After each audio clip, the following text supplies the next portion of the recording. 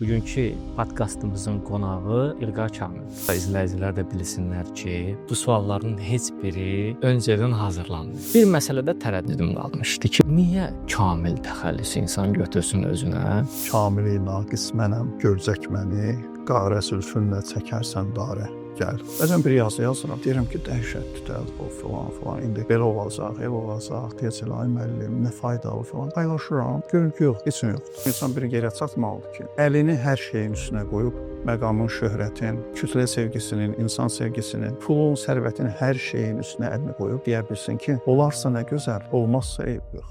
İnsan bir gün deyir qayıdır öz milli mənəvi köklərinə, öz milli ədəbiyyatına qayıdır və başa düşür ki, elə burada da çox gözəl şeylər var imiş.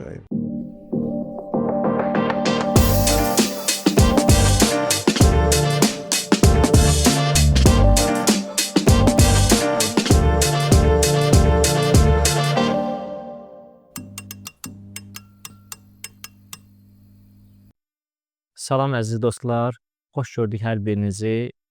Bugünkü podkastımızın qonağı İlqar Kamil. İlqar müəllim, xoş gördük sizi. Xoş gördük. Mən də salamlayıram sizi. Mübarək olsun verilişiniz.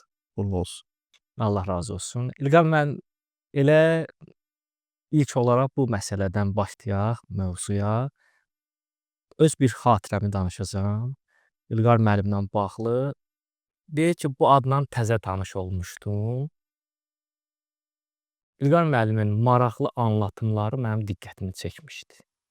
Qəribə tərz, incə bir toxunuş, həssas bir yanaşma, istər məsələlərin ilahiyyat yönümünə, istər məsələlərin bədii yönümünə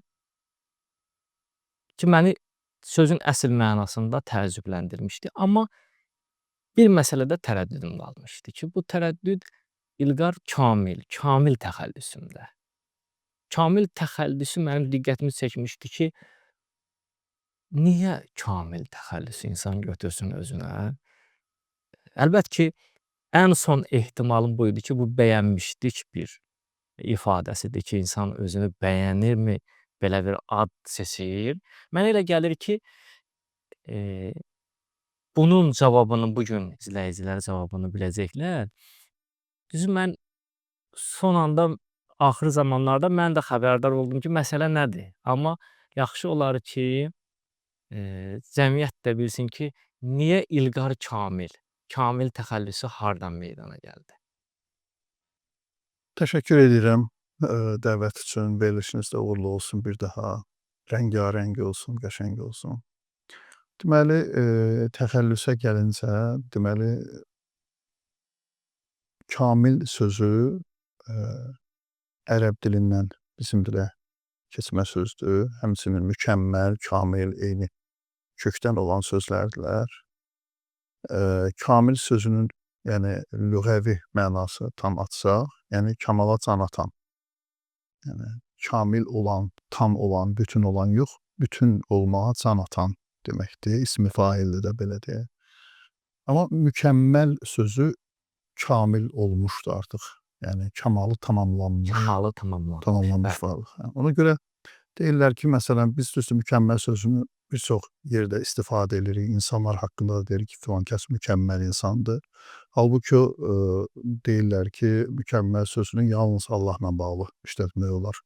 Tam, kamil, bütünləşmiş Allahdan qeyri daim, hətta peyğəmbərlərin özü belə, övliyaların, imamların özü belə daim kamala can atan, bütünləşməyə can atan varlıqlardılar. Bu nöqteyi nəzərdən tələbəlik vaxtı bir ustadımızın tövsiyəsi ilə əslində demişdi ki, hədəfin gözünün qabağında olsun. Əslində bir qəzəldə də buna işarə etmişdim ki, kamili naqis mənəm, görcək məni, qarə zülfünlə çəkərsən darə, gəl rədifində bir qəzəl var idi. Orada deyir ki, kamili naqis mənəm. Əslində kamil sözü özü naqisliyi göstərir. Kamili naqis mənəm, görcək məni, qarə zülfünlə çəkərsən darəmə. Yəni, hədəf daim gözünün qabağındadır ki, sən yarımçıq varlıqsan, naqissən və kamala can atmalısan. Amma bizim leksikonda, Azərbaycan dilində elə siz deyən kimi səslənir, bəzən deyirlər ki, belə bir təxəllüs filan. Mən bu nöqteyi nəzərdən yanaşıram. Yəni. Demək, bu təxəllüsdə bir fəlsəfə yatır. bu fəlsəfəki bir yolda olmaq, bir prosesin başlanğıcını göstərmək ki, insan özü üçün prioritet tutub, özü üçün bir həyat fəlsəfəsi qurub, o həyat fəlsəfəsi yolunda addımlayıb. Hərdən mən adlar məsələsində, təxəllüs məsələsində bu şeyin etiqadındayam ki, hərdən insan özünü bir şeyə nisbət verəndə, ya o ismin əbədiləşdirməsinə xidmət göstərir ki, əgər bir məsələn deyək ki, ad məsələlərində daha çox bu məsələ önəm daşıyır ki, məsələn, babanın adını qoyurlar nəvi üçün, babanın adını əbədiləşdirmək üçün, ya bir əziz bir insanın adını. Həm də ikinci mənada budur ki, bir növ o insan bir adı öz üzərinə götürəndə özünə bir məsuliyyət yükləmiş olur, bir vəzifə daşımış olur. Bu baxımdan İlqar müəllimin verdiyi cavab mənim sözün əsl mənasında qane eləyir ki, yolda olmaq ki, mən yol məsələsinin özünə də toxunmaq istəyirəm ki, yol ümumiyyətlə özü bir belə ifadə olaraq bəsit bir qavram kimi görsənsə belə, bir çox qavramlar kimi, bəsit qavram kimi görsənsə də, kəlmə kimi görsənsə də, amma özündə böyük bir mənalar ehtiva eləyən bir məsnədir.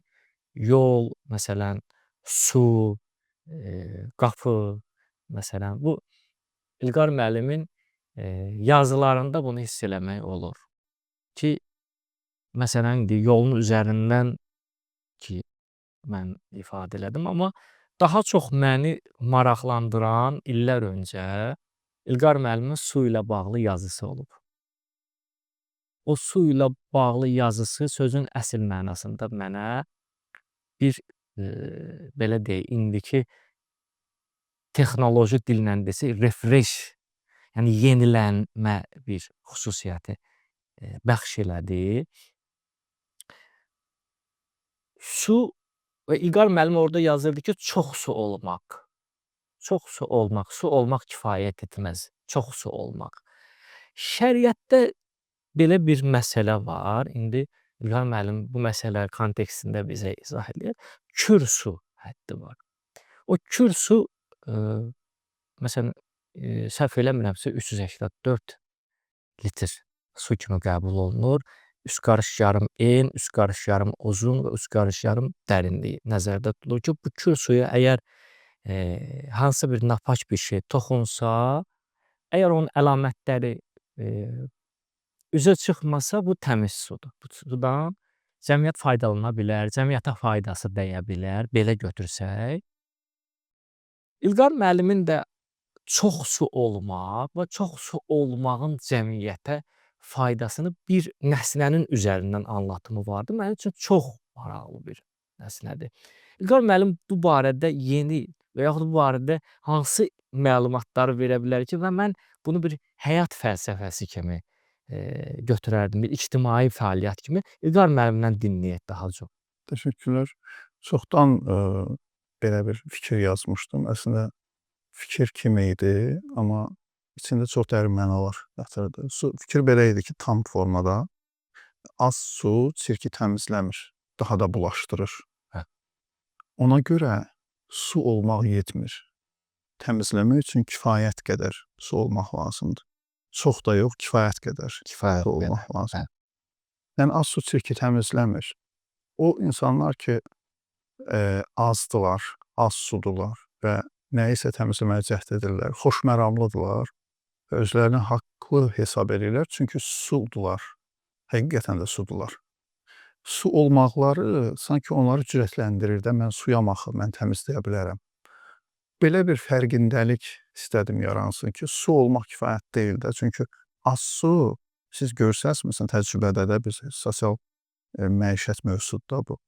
Görürük ki, bir çirki təmizləmək üçün suyumuz azdırsa, daha da bulaşdıracağıq. Nə olsun ki, sudur, pampakdır, dumdurudur. Yəni, kifayət qədər su olmaq lazımdır. Yəni, bu xoşməram bəzən işləri korlayır. Biz bu günləri Azərbaycan cəmiyyətinə baxsaq, xeyli yazırlar bu haqda. Kimlərsə çıxır, mənə tövsiyələr verir, halbuki heç özləri həyatları qaydasında deyil. Kimlərsə çıxır, belə danışır, elə danışır. Xoşməramlıdırlar, xoş niyyətlidirlər. birini bilirsən, beşini bilmirsən. Bizim bir ustadımız var idi. Biz tələbəlik vaxtında hər sual verəndə az qala, yəni etiraz bildirəndə nəyəsə, sual verəndə qəribə bir adəti var idi. Həmişə bu əvvəl belə bir söz deyirdi, sonra cavab verirdi bizə. Deyirdi ki, birini bilirsiniz, beşini bilmirsiniz. Əslində bizə bir xətt verirdi, bizə izah etməyə çalışırdı ki, bütün narahatlıqların, tənqidlərin, iradların bir xeylisinin kökündə məhz bu dayanır ki, insan birini bilir, beşini bilmir, yəni əhatəli baxa bilmir. Az su həm də budur. Yəni bu günləri mən yaxınlarda yazmışdım ki, az sular meydan suluyur. Cəmiyyətimizin vəziyyətini götürsək, problemin biri də budur ki, az sular meydan suluyur. Kifayət qədər su olmadan və çarə nədir? Səbr edib, dama-dama göl olmaq. Kifayət qədər su olandan sonra hər nəyisə təmizləməyə çalışmaq. İlqar müəllim, bu həm də bir yaşam fəlsəfəsidir də, bir yaşama sənətidir. Elə bilirəm ki, bayaqları önəmli bir məsələnin üzərindən bir incə toxunuş oldu. Mən son dövrlərdə ailə məsələlərinə, ailələrdə olan, belə deyək, o necə ifadə eləyim, münaqişə kimi deməyək, sadəcə çalxantılar ki olur hərdən. Onları hərdən görürsən ki, bəzi ekspertlər əlbəttə ki, həll etməyə çalışırlar, öz dünya görüşlərini təqdim eləyirlər. Bəzən bunlar ailənin daxilindəki naqislikləri daha da üzə çıxarmağa hesablanır, ya onunla bir nəticələnir, belə deyək. Mən burada bir xüsusi məsələni qeyd eləmək istəyirəm ki, ailədə məsələn o dediyimiz o su olan insanlar, mən demirəm ki, bu ailə fərdləri haqsızdırlar. Bəlkə də hər biri o fikrini ifadə eləyəndə, ailədə hansısa bir məsələ ilə qarşılaşanda, sözləri düz gəlməyəndə belə, mən hər iki tərəfi haqsız hesab eləmirəm. Amma nə olursa, görürsən ki, ailə fərdləri bir araya gələ bilmirlər. O bir araya gəlməmək də onların elə az su olması da var bunun içərisində. Yəni bu üzərdən danışmaq istəyirəm ki, yəni əlbəttə ki, mənim nəzərimcə, mənim düşüncəm belədir ki, tam müsbət və tam mənfi bir obraz görmək, yəni qeyri-mümkündür. Yəni bir insanı tam mənfi adlandırmaq, tam müsbət adlandırmaq çətin bir məsələdir.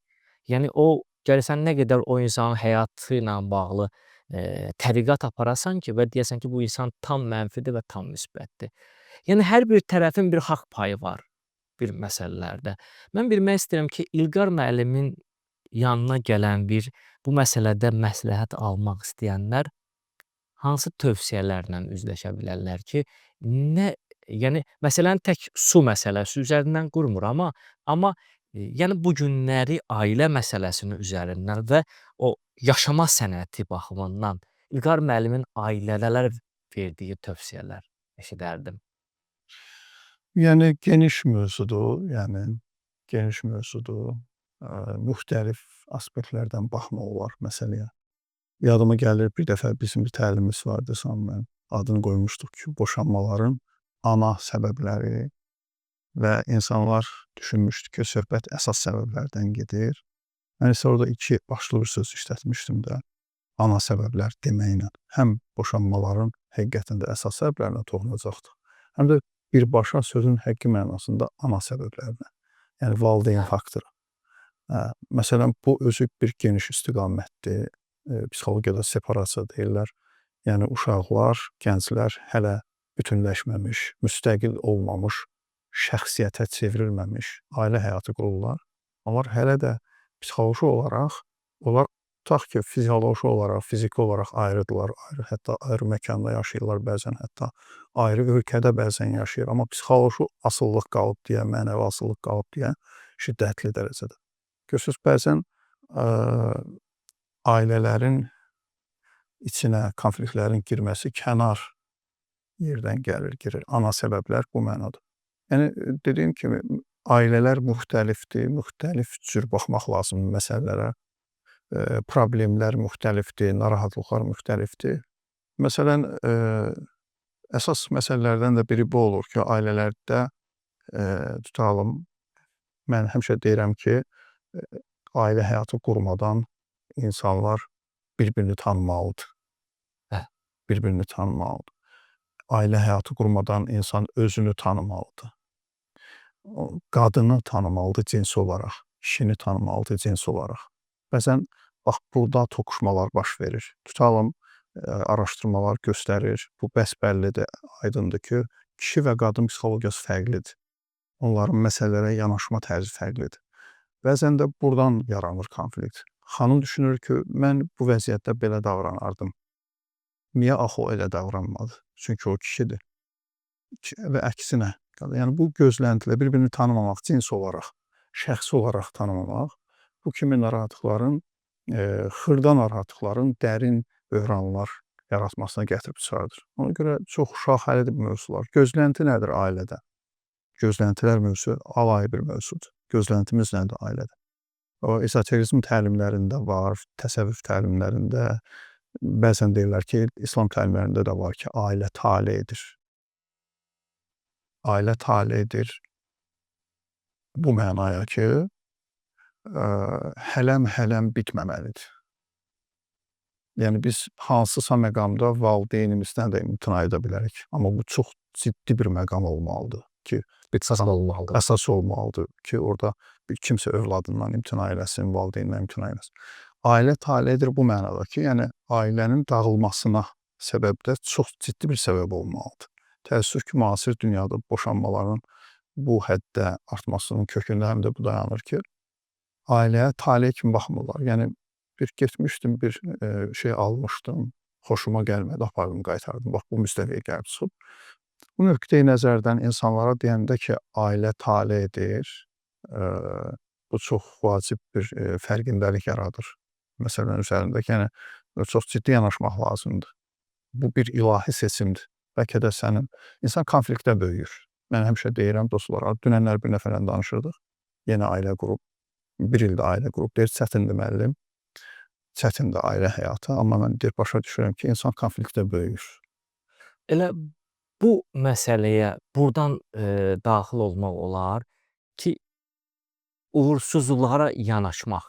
Biz uğursuzluqlara necə yanaşmalıyıq? Necə mövqe sərgiləməliyik ki, uğursuzluqların belə deyək də mənfi tərəfi bizə toxunmasın, bizi əzməsin. Məsələn, var uğursuzluq, biz dedik ki, o uğursuzluğa bir prizmadan yanaşsaq ki, bu bizim gələcək bir uğurumuzun müqəddiməsidir və yaxud hansısa bir böyümə prosesinin bir müqəddiməsidir.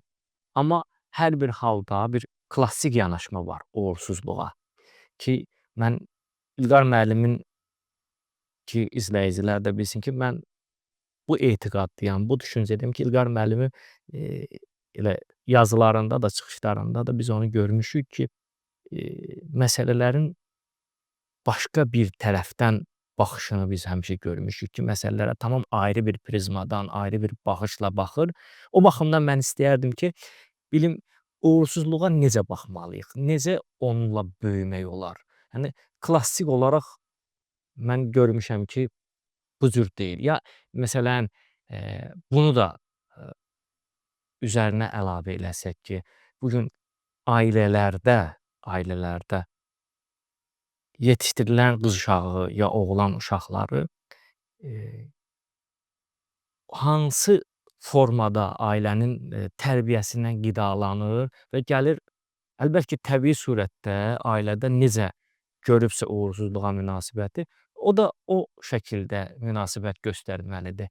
Bizim o ailələrə bu baxımdan belə deyək də hansı istiqamət verə bilər, hansı sözlər deyə bilərik? İlqar müəllimin baxışı necədir bu məsələ barəsində? Uğursuzluq məsələsi indi trend deyil, trend mövzusu uğur məsələsidir. Uğur hekayələri yazılır, uğur qazanmağın yolları və s. və s. Halbuki mən həmişə təkidlə deyirəm bu haqda, uğursuzluq çox böyük bir xəzinədir. Uğursuzluğu tədqiq etmək lazımdır. Ona ağlamaq, göz yaşı tökmək yox, uğursuzluğu tədqiq etmək lazımdır və sual vermək lazımdır uğursuzluq zamanı. Mən nəyi düz etmədim yox, mən nəyi fərqli edə bilərdim? Aha. Hətta bu məqamda da yanaşmamız budur ki, yəni neqativ şeylərdən özümüzü diksindirməyə, hürkütməyə, mən nəyi düz eləmədim, ağlaşma moduna keçməyə də, mən nəyi fərqli edə bilərdim? Uğursuzluq böyük bir xəzinədir və biz o xəzinələri atmışıq kənara.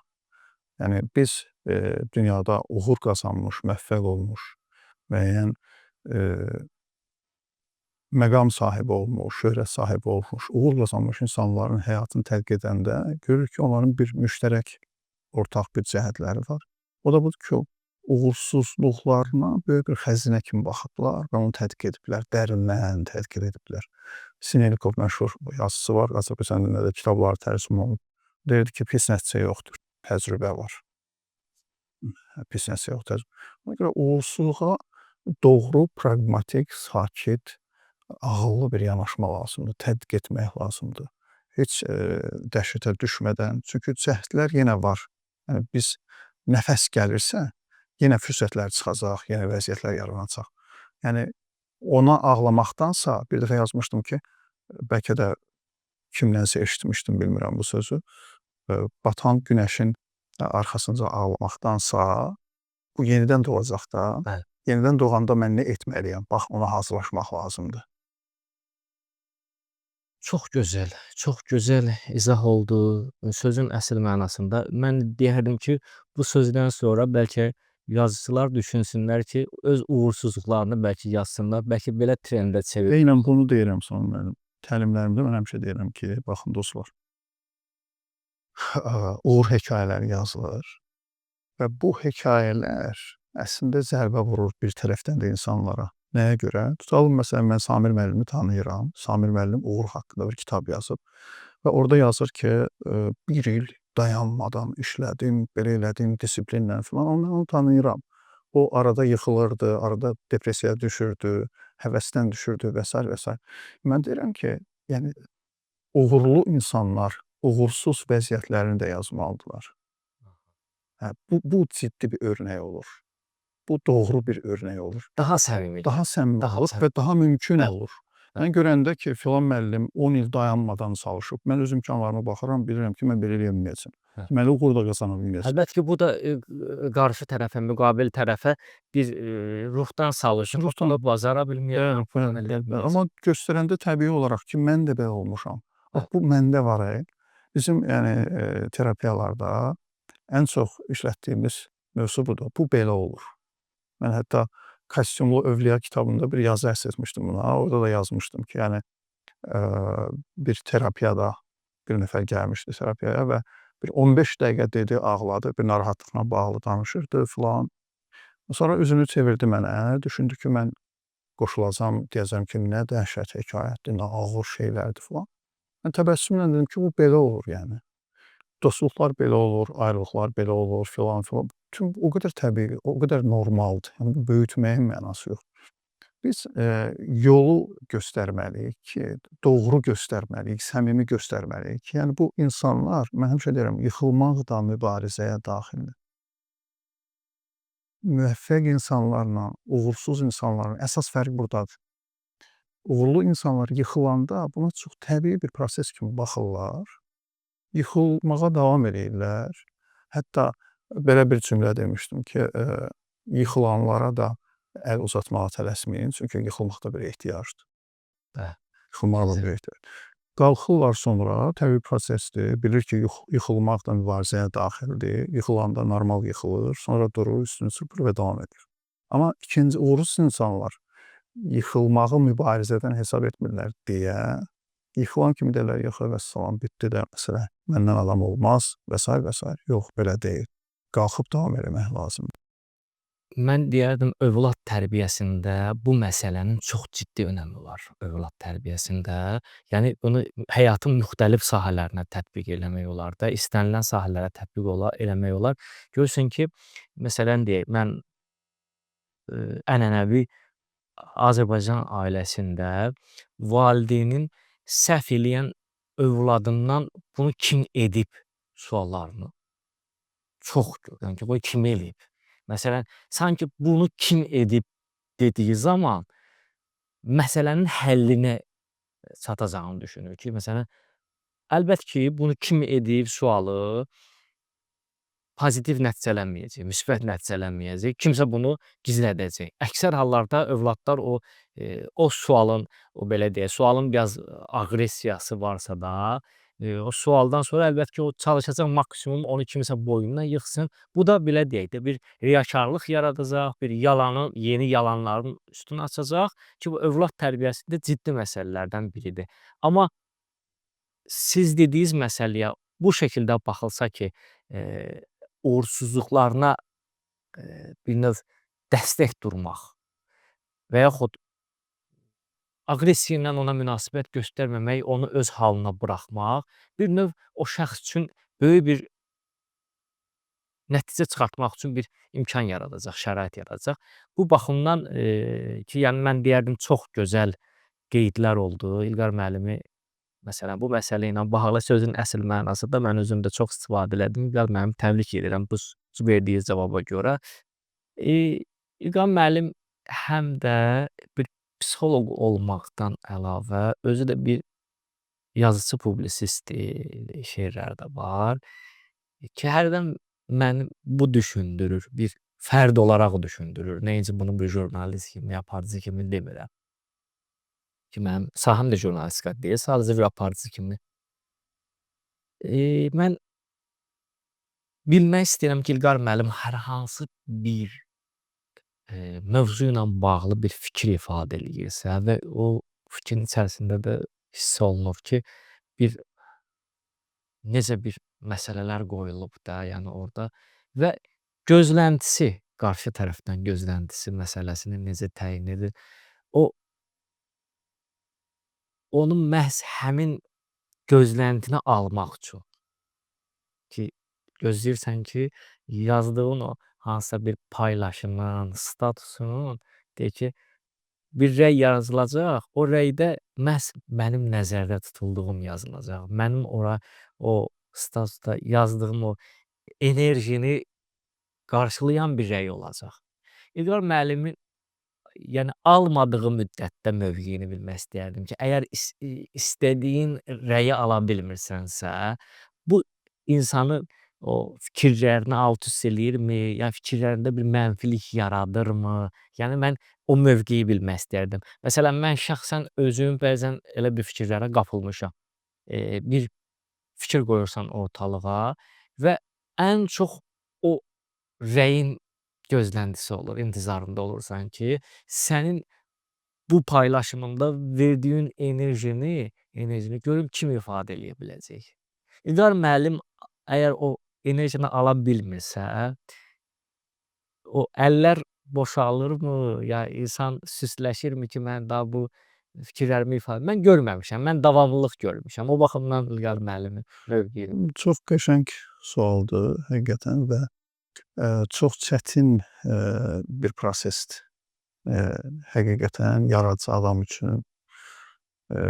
Üstəlik də bizim kimi cəmiyyətlərdə yaradıcı insanın başqa motivasiyası yoxdur. Maddi motivasiyası.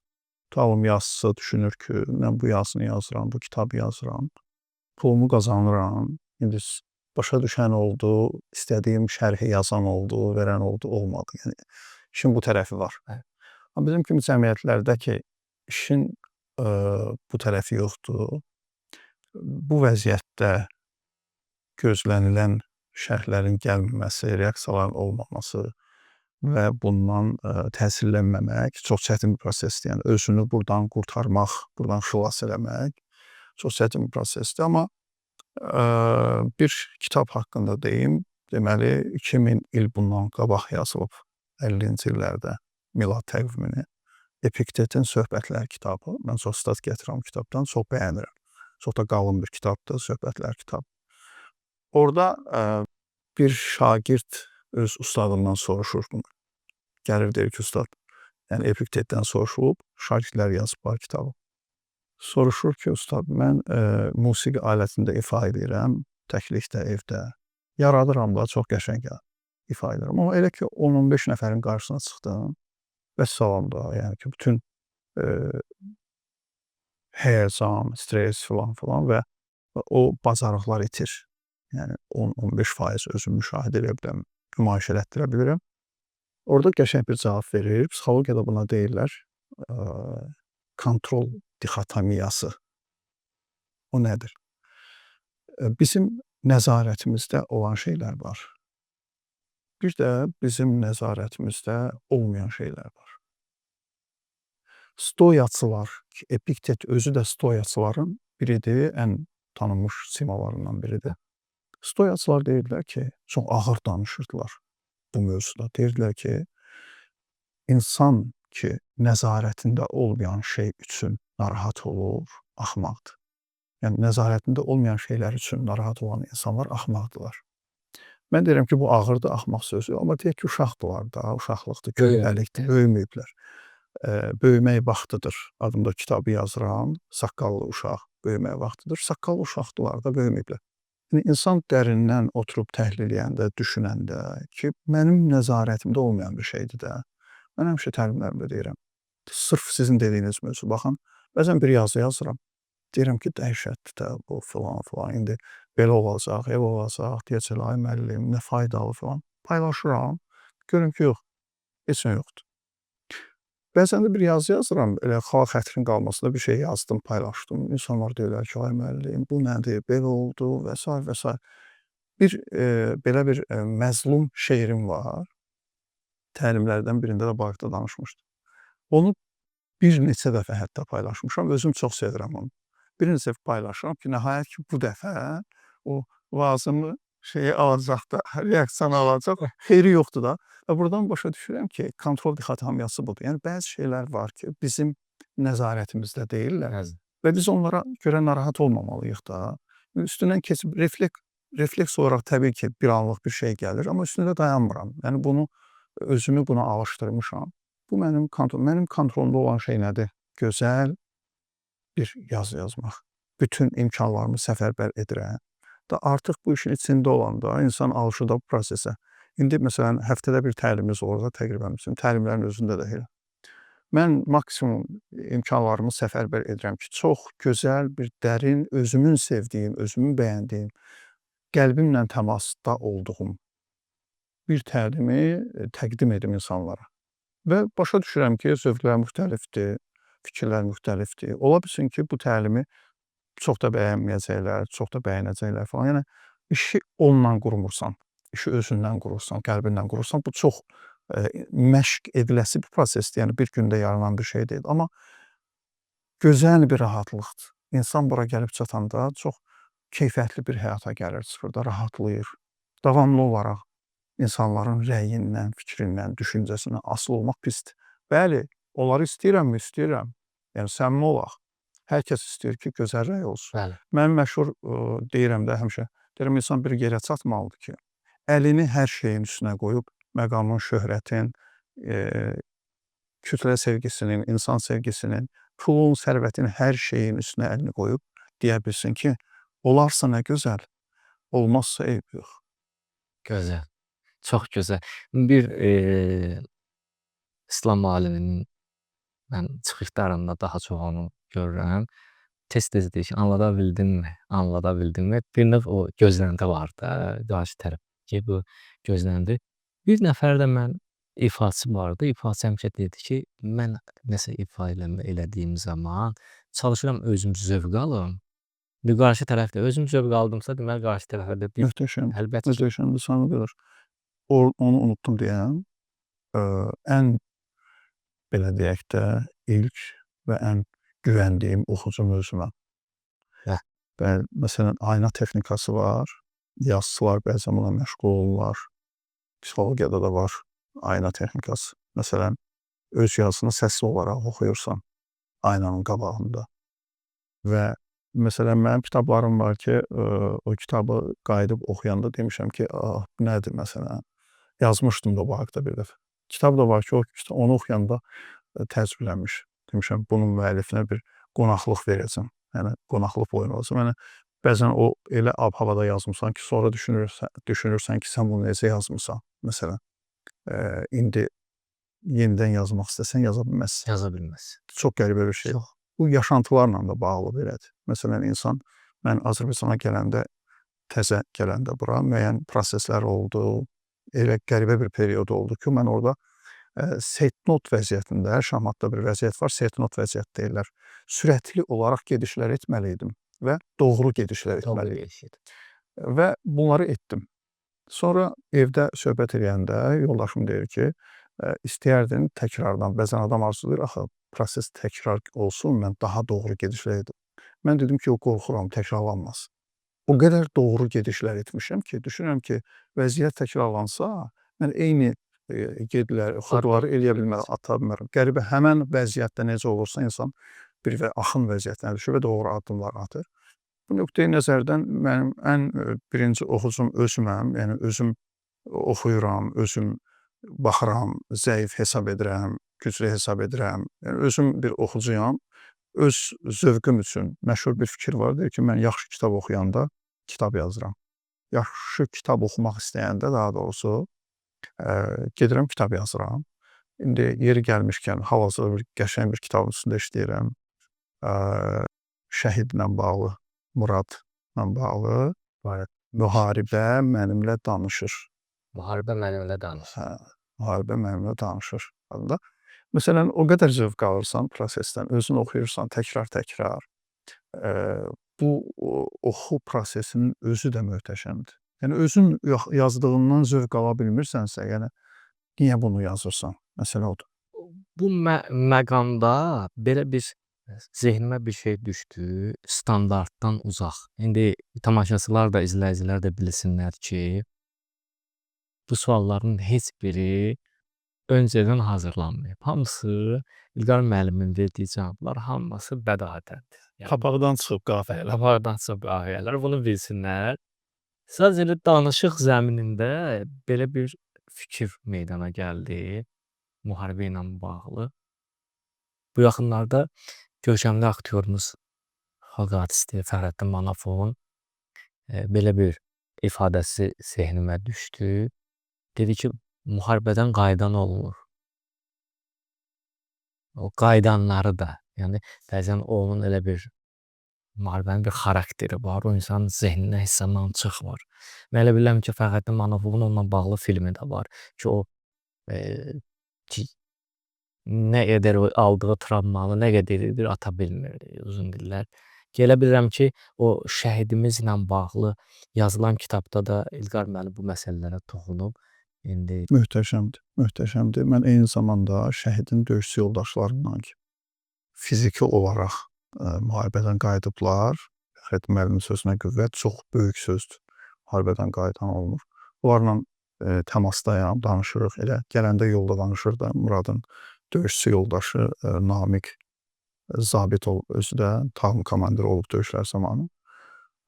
Və görürsən ki, həqiqətən də çox qəşəng sözdür. Müharibədən qayıdan olmur. Yəni bir ömür onu yaşayırlar içində. Deməli, yaxında bir tədbirdə belə bir sual verdilər. Dedilər ki, şəhidlik fəlsəfəsi, fədakarlıq fəlsəfəsidir də. Müasir psixologiya isə təəssüflər olsun bəzi məqamlarda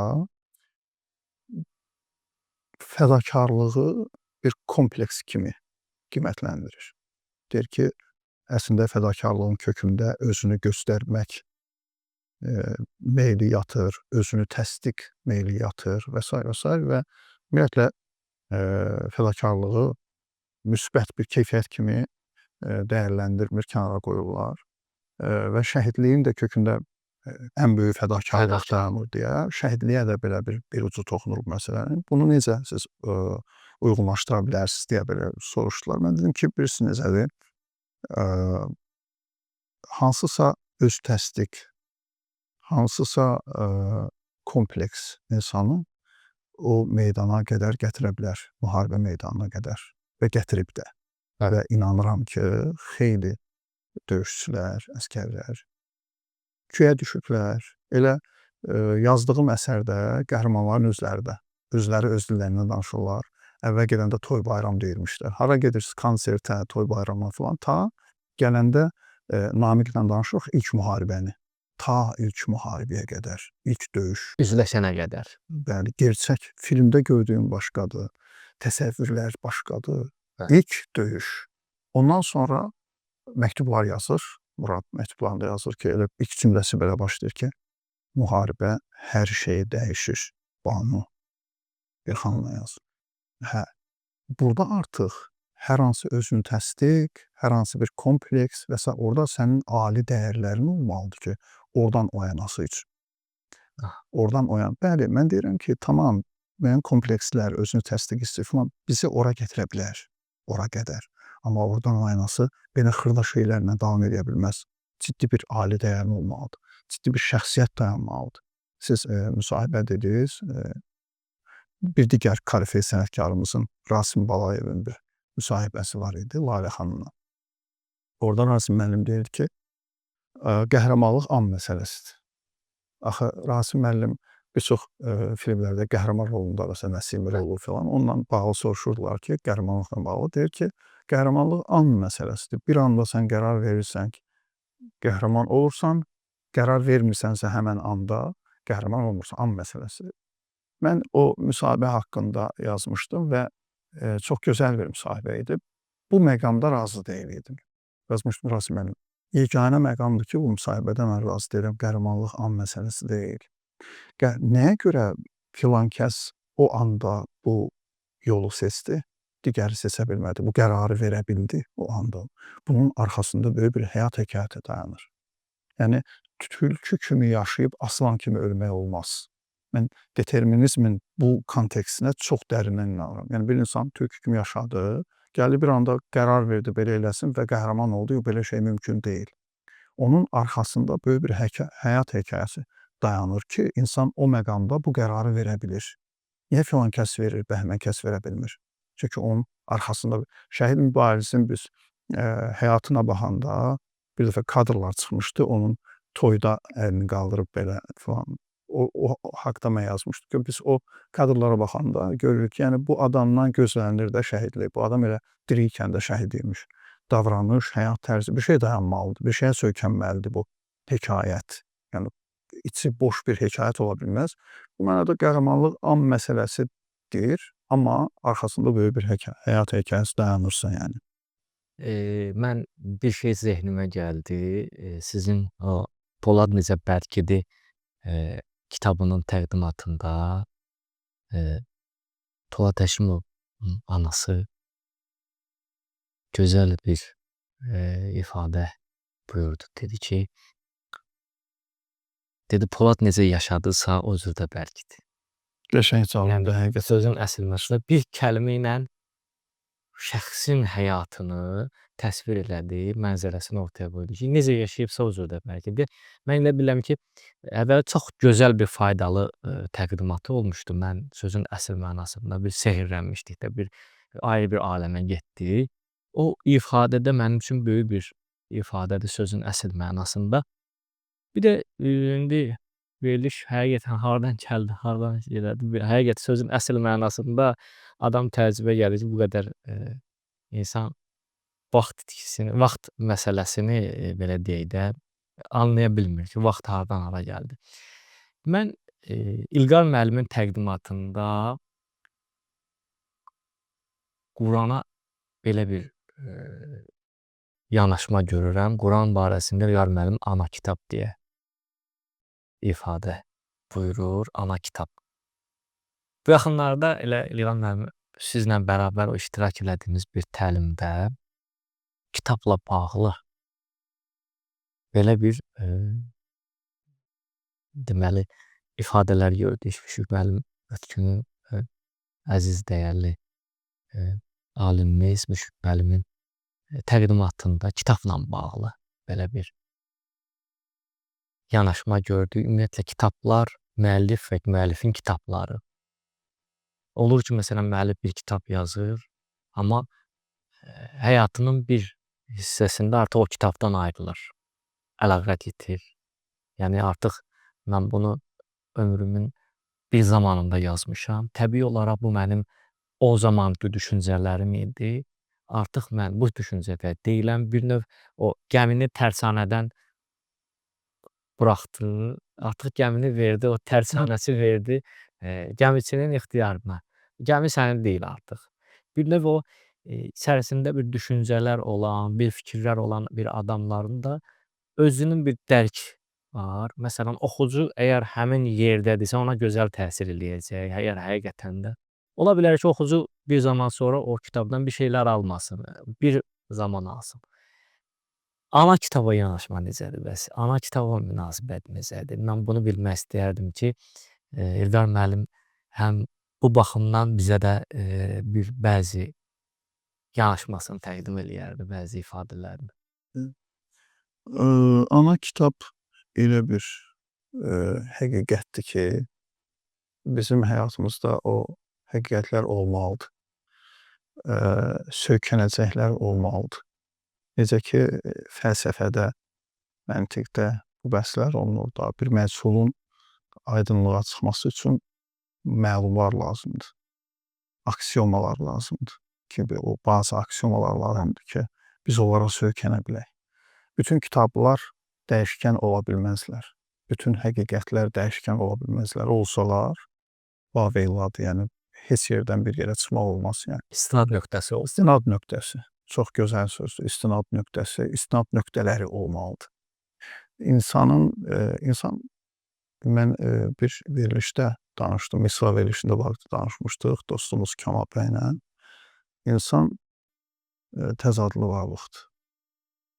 İnsan, yəni, insan haqqında əlahiddə danışmaq istəsək, onun haqqında deyəcəyimiz sözlərdən biri budur ki, insan yəni təzad.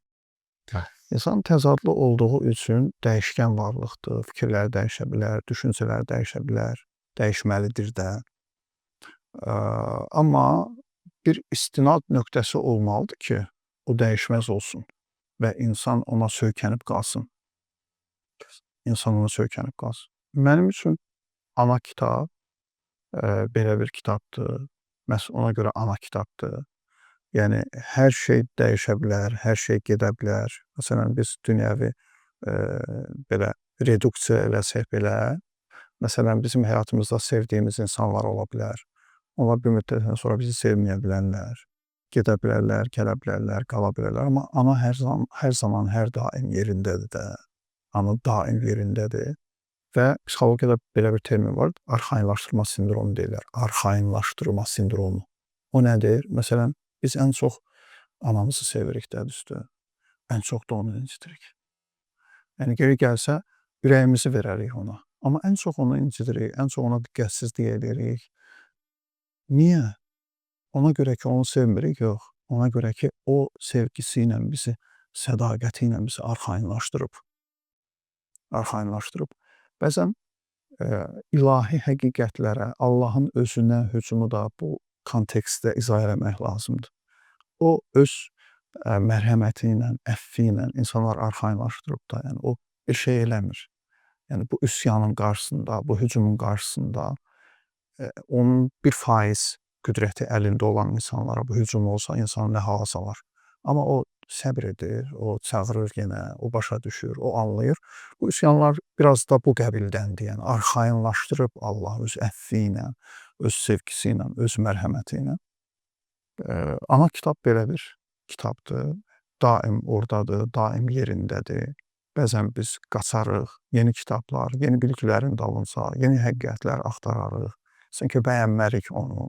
Amma dəyərli aktrisamız Gülzar xanım Qurbanova, onunla bir dəfə söhbət edirdi parkda. Dünya ədəbiyyatını dərindən bilən xanımdır, oxuyub, tamaşalar oynayıblar, Dostoyevskilər, filanlar. O mənə deyirdi ki, insan bir gün deyir, qayıdır öz milli mənəvi köklərinə, öz milli ədəbiyyatına qayıdır və başa düşür ki, elə burada da çox gözəl şeylər var imiş. Bu qaçmışıq, biz getmişik, başqa yerlərdə axtarmışıq. Əslində bu milli öz ədəbiyyatımızda o qədər dərin həqiqətlər, böyük mətləblər var imiş. Bir gün insan qayıdır. Təəssüf ki, bəli, hər kəs qayıda bilmir. Bəzən gedənlər gedir, ilişir, qalır, qaldıqları yerdə. Ana kitab buna görə bizə lazımdır. Bir ana kitabın olması. Çox gözəl oldu və bir sonda bunu da deyim inşallah ki, bu da ana kitabla bağlı olacaq. Çünki mənə bir ana kitabla bağlı yazıçının, bir şair təbiətli bir şəxsin, şairin mövqeyi çox önəmlidir. Çünki məsələnin söz baxımından çəkisi əhəmiyyətlidir mənim üçün. Sözün çəkisi. Bir zaman mən görmüşdüm ki, İlqar müəllim bir mövzu ilə bağlı yaxşı cavab vermişdi və mən onu sözün əsl mənasında qeyd eləmişdim, qeyd aparmışdım. Bununla bağlı bir yazarın, bir şairin ki, iddiası vardı. Allahın sözü kimi söz demək iddiası. Demək, İlqar müəllim belə bir ifadə işlədirdi. Deyirdi ki, yazmaq olar, gözəl də söz demək olar, amma sözün arxasında Allahın həqiqəti olmadığı müddətcə o sözü çəkisi, dəyər. İndi mən bu kontekstdə soruşmaq istəyirəm və sözün özü də çəkilidir, yoxsa sözün arxasında mütləq müəllif o sözü çəkiləndirir? Yəni hər ikisi vəhdət olmalıdır, yoxsa məhz bir tərəfdən baxılacaq? Belə bir İmam Əlidən hədis var və ona çox istinad olunur ki, İmam Əli deyir ki, baxma kim deyir, bax ki, nə deyir. Yəni sanki İmam Əli müəllifi qoyur kənara. Deyir ki, əsas sözdür. Mən bunu doğru hesab etmirəm, bu yanaşmanı. Düşünürəm ki, İmam Əli araşdırmaq lazımdır ki, onu hansı kontekstdə deyib. Yəni İmam Əlini biz bir bütün halda baxsaq onun həyatına, şəxsiyyətinə heç vaxt gözləmir ki, imam müəllifi qoysun kənara. Müəllif çox vacibdir. İmza çox vacibdir. Bəzən belə qınaqlar olur. Deyirlər, filan kəs, məsələn, bir tanınmış imza, bir şəxsiyyət çıxır, bir söz deyir. Söz şaxələnir, müzakirə olunur. Bundan da güclüsünü hər hansı bir məmmət deyir, amma heç bir reaksiya yoxdur.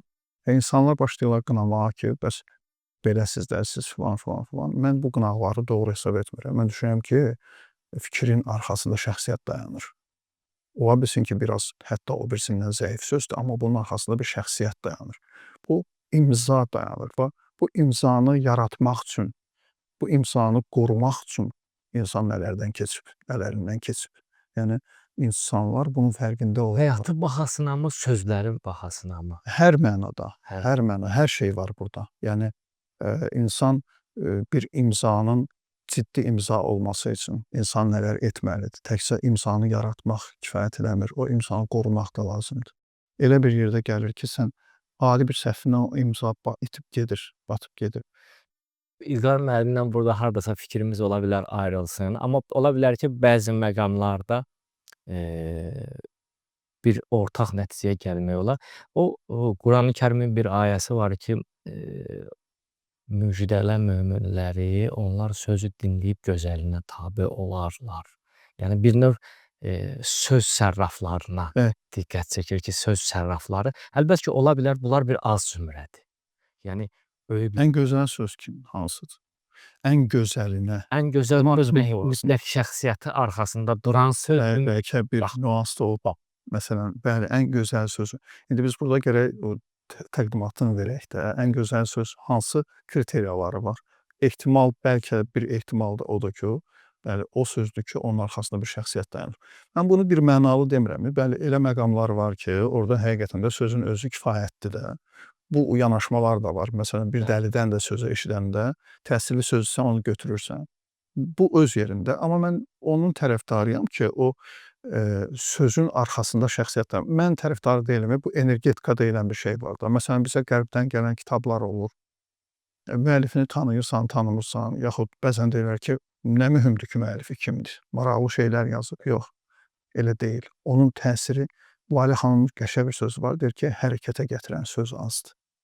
Söz çoxdur, hərəkətə gətirən söz azdır. Mərhum Ustad Hacı Şahin əsərini elə burada gərək qeyd eləyək, Allah rəhmət eləsin ki, biz çox bildiyimiz həqiqətlərin o şəxsin, şəxsiyyətin timsalında ağırlığını, çəkisini gördük və bu baxımdan elə mən sizlə, yəni sözün əsl mənasında həmrəyəm ki, yəni o şəxsin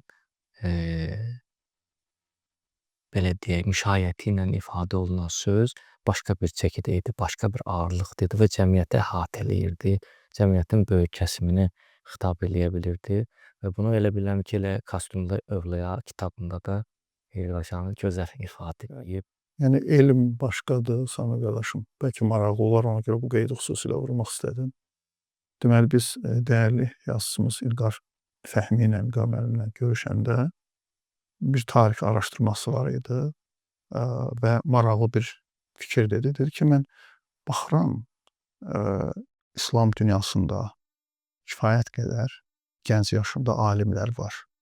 Amma bir dənə də gənc yaşında övliya yoxdur. Övliyalar hamısı müəyyən yaş dövründən sonra övliya olurlar. Alimlər çoxdur. Bunun səbəbi haqqında düşünür. Deyir ki, oradan qaynaqlana bilər ki, övliyalıq şəxsiyyət bir həyat hekayəsinə təsdiqlənməlidir də. Sən müxtəlif situasiyalardan keçməlisən, müxtəlif periodlardan keçməlisən. İlqar müəllim onu Hacının şəxsiyyətində belə deyirdi ki, Hacı bizim gözümüzün qabağında müxtəlif periodlardan keçdi, siyasi quruluşlardan keçdi, müxtəlif vəziyyətlərdə filan, amma duruşu pozulmadı da biz o insanın xətasını, yanlışını görmədik. Eyni duruşda, eyni xarizma davam elədi və ona görə insanlar onu övliya kimi qəbul elədilər. Belə rahat məsələ deyil. Yəni kimsə çıxsın elan etsin ki, mən övliyayam, qəbul edin, belə deyil. O periodları keçirsən, müəyyən yaş dövrünə gəlirsən, çatırsan və təsdiqlənirsən, öz həyatınla, öz duruşunla təsdiqləyirsən ki, mən Allah adamıyam. Və bununla məsələni xülasələndirsək, mən elə baxdım ki, bugünkü verilişimiz daha çox sözə kökləndi. Çox gözəl də elə bilirəm ki, cəmiyyət üçün də faydalı olacaq. Quranın, ana kitabın belə bir ifadəsi var. Deyir ki, pak söz ona uzalar, onu salih əməl yüksəldir. Yəni, həm pak söz, həm də onun arxasında duran şəxsiyyət, şəxsin həyat hekayəsi əlbəttə ki, vəhdət təşkillənməz ki. İlqar müəllim, mən sizə təşəkkürümü bildirirəm. Təşəkkür edirəm. Sözün əsl mənasında özüm çox əsərlərdən qidalandım. Elə inanıram ki, izləyicilər də bugünkü verilişimizdən faydalanacaqlar. Sözün əsl mənasında mənəvi qida alacaqlar. Hər birinizə təşəkkürümü bildirirəm. İnşallah ki, mövzu ilə bağlı və yaxud hansı şəxsləri ki, nəzərdə tutursunuz ki, verilişimizə dəvət edək, onunla bağlı qeydlərinizi yazmağı unutmayın. Təşəkkürümü bildirirəm.